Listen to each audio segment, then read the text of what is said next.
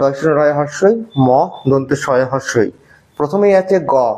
এই গ উচ্চারণ করতে গেলে গ এর সঙ্গে একটা অ স্বরবর্ণ চলে আসছে, তাহলে এটা হবে গটাকে এভাবে ভাঙবে, গ গয়ে হসন্ত যুক্ত অ দর্শন রয়ে হর্ষই। এটা কিভাবে ভাঙবো আমরা, দর্শন রয়ে হসন্ত যুক্ত হর্ষই।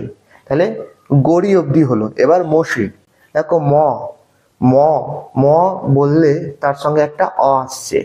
আমরা জানি ব্যঞ্জন বর্ণ কিন্তু এককভাবে উচ্চারিত হতে পারে না, ব্যঞ্জন বর্ণকে উচ্চারণ করতে গেলে আমাদের স্বরবর্ণের প্রয়োজন হয়। সেই জন্যই কিন্তু মাঝখানের যে মটা আছে এর সঙ্গে একটা অ আসছে।